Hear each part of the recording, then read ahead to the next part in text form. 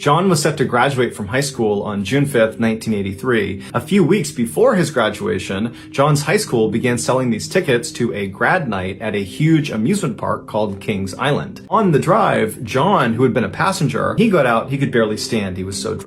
There was no rule that they had to stick together for the duration of their time there, and so they all kind of broke into their separate groups and went their separate ways. In John's particular group was his girlfriend Pam, and for the first hour they were in the park together, all they did was bicker and fight. Onlookers would say John looked visibly upset and very emotional and very drunk.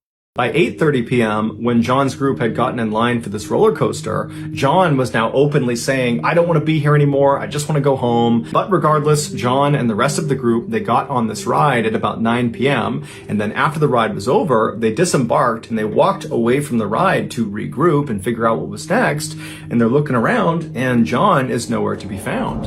And so after waiting for a few minutes and actually walking around looking for him, they decided that, you know what, he was really upset before he got on this ride, he probably just wanted to walk away and be by himself for a bit. It wasn't until the end of the night when over the loudspeaker the park officials said, "Okay, we're closing the park now," that they started walking out and wondering where John was. And they were convinced, you know what, I'm sure he's back at the cars, he's probably waiting for us because he just wants to go home. And so they leave the park, they get out to their cars in the lot, and John's not there. And so at this point the group's starting to get a little bit concerned because no one knows where he is. They're meeting up with the other groups from their high school, no one's seen John, and so they're all just kind of staring at the front gate waiting for John to come out, but he doesn't. And then eventually the lights in the park start shutting down and the security guard comes out front and locks the front gate.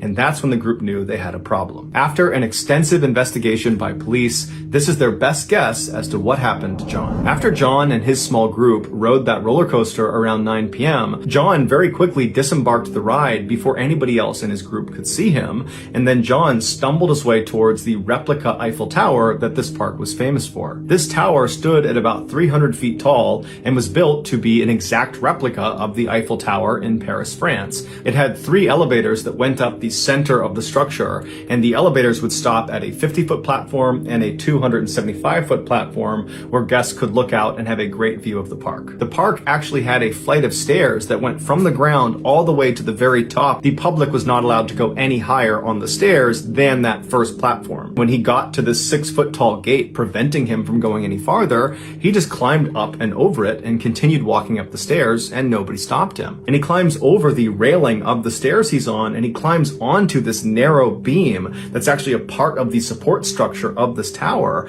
and he grabs onto the beam above him and just begins walking along this beam towards the center of the tower. Now he's literally standing looking down into the elevator shafts. A large metal rope was attached to the top of the elevator car, and from there it was thread up the elevator shaft all the way to the top, where it was fed through a pulley that was anchored to the ceiling, and then that rope was fed right back down the shaft to the bottom, where it was attached to a counterweight. And so anytime the elevator car moved up, the counterweight would move down, and vice versa, making sure that car was always balanced. And so John is standing right on the edge of this elevator shaft, presumably just kind of looking around, admiring where he was, when down below him, that elevator car starts to move, and it starts to actually descend away from John. And so the car itself is not necessarily a threat to John. However, its counterweight is, because if the car is going down, its counterweight is going up, and it's right in the path of John. And so as John is leaning out over the shaft looking around,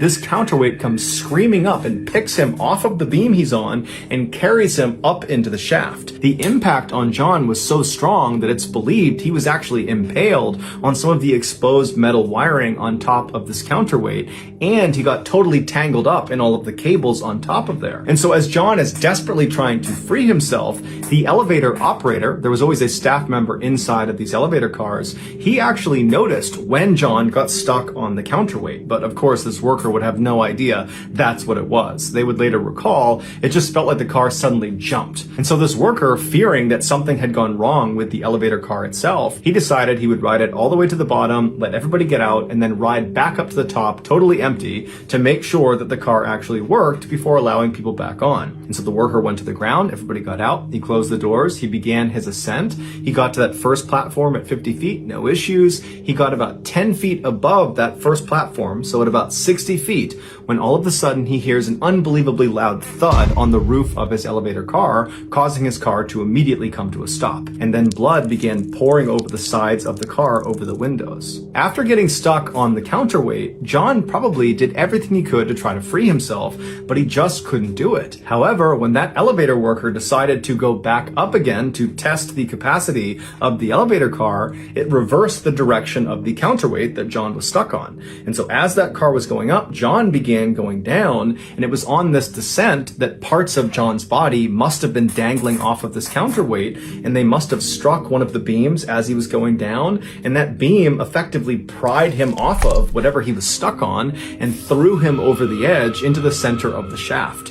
And so John would fall 200 feet and he would land on top of that elevator car, dying instantly. The park was very quick to block off the ride and the whole scene and got police involved very quickly. So only a very small number of guests and employees were aware an accident had even happened, and very few of them were aware that it had been a fatal accident. As for the police, they knew they had a dead body, but they had no way to identify the body. There was no ID cards on John, and so they had no way to let his friends know that were in the park or to tell his family. And so it wasn't until that night, when John's friends are out in the parking lot waiting for John to come out again, that they got really worried, and they went up and spoke to a security guard at the front of the park. And that security guard, after hearing their story, would tell them that actually there had been an accident in the park and there was a body, and the police are still trying to identify this body. And so maybe you guys want to go over to the hospital and see if it's your friend. And so sure enough, the friends went to the hospital and they would confirm that the body was John Harder. To this day, no one knows for sure why John did what he did. Some say he was just drunk and it was a dumb decision that led to his death.